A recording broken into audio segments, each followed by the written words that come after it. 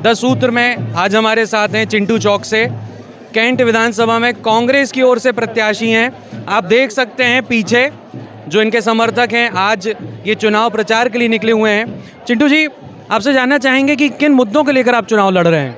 स्वास्थ्य, शिक्षा, रोजगार, ये हमारे महत्वपूर्ण मुद्दे हैं। कैंट छावनी में रह के मैंने 12 वर्ष इसी प्रकार के काम किए हैं। स्वास्थ्य सेवाओं को बढ़ाया है, शिक्षा का स्तर बढ़ाया है, जो पढ़े लिखे भाई बहन जो बेरोजगार घूम रहे थे उनको रोजगार देने का प्रयास करा है। यही हमारी प्राथमिकताएं हैं। और क्षेत्र में जो नौजवान बेरोजगार हैं, अगर उनको नौकरी नहीं मिल रही है तो उनको अस्थायी व्यापार देके उनको मजबूत करने का काम करना है।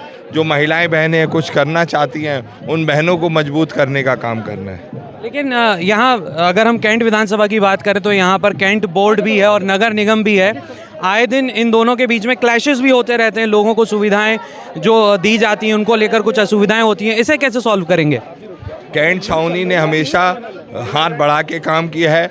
चाहे नगर निगम क्षेत्र में बिलहरी क्षेत्र हो जहाँ पानी की समस्या थी तो नगर निगम से हमने कैंट बोर्ड से हमने बिलहरी क्षेत्र जो नगर निगम में आता है पाइपलाइनें बिछवाई और पानी दिया। और इसी तरह करौंदी भी रांझी के उसमें आता है, लेकिन उसके बाद भी हम वहाँ विकास कार्य कर रहे हैं। और यही सारे कार्यों को देखते हुए हमारी रांझी क्षेत्र की जनता का अभूतपूर्व समर्थन प्राप्त हो रहा है मुझे। एक अहम सवाल है चिंटू जी की 30 सालों से कैंट विधानसभा की जो सीट है ये भाजपा का एक गढ़ बना हुआ है। कहा जाता है कि अभेद किला है। इसे भेदने के लिए कोई नीति है आपके पास? ये बस जनता का प्यार ने बिना पद पे रह के मैंने 12 वर्ष कैंट छावनी का बोर्ड का उपाध्यक्ष था, लेकिन यहाँ किसी पद पे भी ना रह के लगातार लोगों के लिए संघर्ष किया है। उनके जन समस्याओं के मुद्दों को उठाया है। जो पानी की समस्याएं थी, जो मानेगांव मोहनिया में रोहानी परिवार 30 साल में पानी नहीं दे पाया, जैसे ही नगर निगम में महापौर कांग्रेस के जीते हमने सबसे पहले वहां पानी की पाइपलाइनें बिछवाई।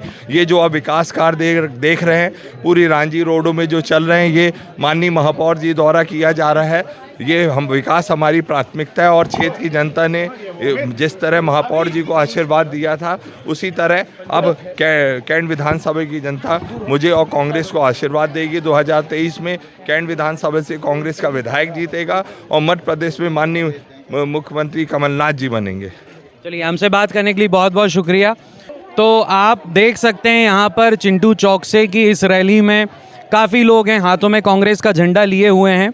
और जैसी हमारी अभी कांग्रेस के प्रत्याशी चिंटू चौकसे से जो बात हुई उसमें उनका कहना है कि कांग्रेस के महापौर ने इस क्षेत्र में बहुत सारी समस्याओं का निवारण किया है और इसी को वो एक तरह से अस्त्र बनाकर रांझी की जनता या कैंट की जनता के लिए उनके सामने रखेंगे।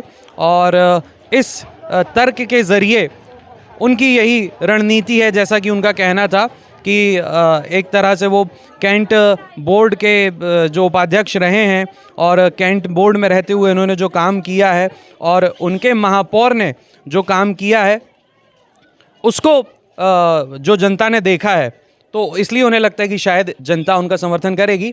हमारे साथ यहाँ पर एक भाई साहब मौजूद हैं। आपका नाम जानना चाहता हूँ। अर्जुन कुशवाहा।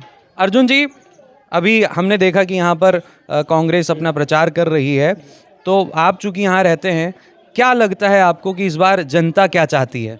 इस बार कांग्रेस की पार्टी आनी चाहिए, क्योंकि बहुत मतलब रोड जो हैं कई सालों से 20 सालों के बाद इस साल महापौर के आने से मतलब जो रोडें नगर निगम के उससे पास हुई हैं, बहुत से काम हुए हैं। पानी की समस्या हैं बहुत इधर इस बस्ती में, मतलब बहुत सी समस्या हल हो रही हैं महापौर जी के आने से। मैं यही चाहूँगा कि जल्द से इस बार पार्टी जो है कांग्रेस की आए और अच्छा मतलब वो करे। तो आपने सुना कि यहाँ की जनता क्या चाहती है। इसी तरह से आइए, यहाँ पे और भी लोग हैं, हम उनसे बात करते हैं। यहाँ पर कुछ महिलाएं भी हैं। आपका नाम जानना चाहेंगे माता जी? किस लिए भैया, हम तो ऐसे बैठे। कोई बात नहीं, तो जनता तो ऐसे ही बैठी रहती है माता जी, और जनता जो है वो बैठे बैठे ही पूरी सियासत को हिला सकती है। तो मैं आपसे जानना चाहता हूँ, आपका शुभ नाम क्या है? श्रीमती जमित्रा विनोदिया। जमित्रा जी, अभी हमने देखा यहाँ से चुनावी रैली गई है, आप लोगों ने भी उसका आनंद लिया, तो क्या चल रहा है जनता के मन में यहाँ पर? अब उनके मन की हमको बता सकते भाई? अपने मन की बता दीजिए। अपने मन की हम कुछ नहीं बता सकते अभी। नहीं, तो जैसे अगर हम कैंट विधानसभा की बात करें तो महिलाओं के लिए भी तो कुछ होगा दिमाग में। किस मुद्दे को ध्यान में रखकर आप वोट देंगी? पानी की समस्या है बस यहाँ पानी की समस्या ज़्यादा है। देखिए माता जी ने भी बोला है कुछ, माता जी से जानना चाहेंगे। जी माता जी क्या कहनी थी आप? अरे कि पानी तो यहाँ 2-2 दिन आता ही नहीं है भैया, हम तो जब वोट देने जाएंगी यहाँ की महिलाएं तो पानी की एक समस्या होगी जिसे लेकर वो जब अपना वोट देंगी तो उसे जहन में रखेंगी। कैंट विधानसभा में इस वक्त मैं हूँ रांझी क्षेत्र में, जहाँ पर अभी हमने काफ़ी लोगों से बात की है और यहाँ पर भी काफ़ी लोग मौजूद हैं। ये निकल जाए फिर हम बात करते हैं वहाँ पर। जी आपका शुभ नाम भैया? बल्लू रजक। तो इस बार जब आप वोट देने जाएंगे तो कौन से मुद्दे होंगे दिमाग में जिनको ध्यान में रखकर आप वोट देंगे? विकास, जो विकास करेगा उसको हम वोट देंगे।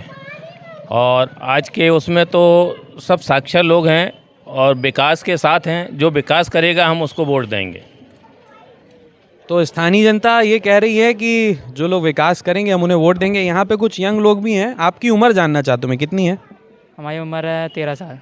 और आपकी? मैं 15 का हूँ। तो अभी देश में चुनाव है, इसकी जानकारी है आपको? हाँ है ना। और जब बड़े हो जाओगे, 18 साल के हो जाओगे, वोट देने के काबिल हो जाओगे, तब वोट दोगे? हाँ बिल्कुल देंगे।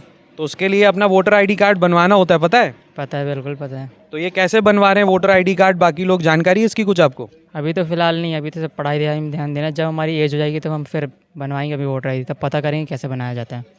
ये बहुत अच्छी बात है कि ये जो आने वाला जो यूथ है, जो देश का भविष्य होगा, वो इस बात को लेकर चिंतित है और हम कैसे वोटर आईडी कार्ड बनेगा उसकी भी हम जानकारी लेंगे।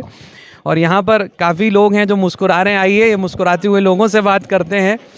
कैमरा देखकर काफ़ी लोग अंदर हो जाते हैं, लेकिन एक भाई साहब यहाँ खड़े हुए हैं, आइए उनसे बात करते हैं। जी आपका शुभ नाम? संतोष कुमार। संतोष जी आप शॉप के ओनर हैं? हाँ ओनर है। तो ये जो चुनाव आए हैं और जो पिछले चुनाव हुए थे, इन दोनों चुनावों के बीच में अगर हम देखें आपका व्यापार जो है किस तरह से प्रभावित हुआ है? व्यापार तो सबसे बड़ा कि जो गवर्नमेंट सेक्टर ये ख़त्म कर रहे हैं, प्राइवेट में ही पूरा डाल रहे हैं, उससे कारण व्यापार में बहुत असर पड़ता है। क्योंकि लोगों के पास जितनी कमाई होती है उसी हिसाब से खर्च करते हैं। एक 10,000 कमाने वाला 10,000 के हिसाब से करता है, 50,000 कमाने वाला 50,000 के हिसाब से करता है। इस कारण व्यापार में बहुत मंदी चल रही है। तो इस बार जब वोट देने जाएंगे तो क्या मुद्दा होगा दिमाग में?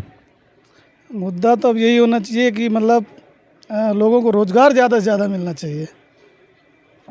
और इसके अलावा आपका जैसे व्यापार है, इसको भी लेकर कुछ रहेगा दिमाग में जब वोट देने जाएंगे? नहीं, इसके लिए तो नहीं रहेगा ऐसा कुछ। बाकी और लोगों के लिए होना चाहिए कि मतलब लोगों के लिए रोज़गार बहुत ज़्यादा ज़रूरी है। तो लोगों के लिए रोज़गार बहुत ज़्यादा ज़रूरी है। और आपको बहुत अलग अलग यहाँ से चीज़ें सुनने मिल रही होंगी। कुछ रोज़गार की बात कर रहे हैं, कुछ विकास की बात कर रहे हैं। और जैसे यहाँ पर उन्होंने कहा अभी थोड़ी देर पहले जिनसे हमने बात की, तो एक रहवासी ने कहा कि भाई जो विकास करेगा हम उसके साथ जाएंगे। 10 सूत्र में इसी तरह हम लोगों के जो जहन में चल रहा है, क्या सियासी हलचल है विधानसभाओं में, हम आपको बताते रहेंगे सिर्फ 10 सूत्र पर।